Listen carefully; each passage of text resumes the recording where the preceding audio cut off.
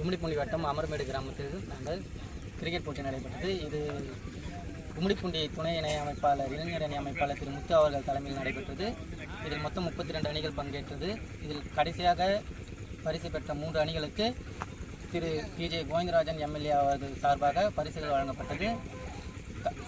கோப்பையும் வழங்கப்பட்டது.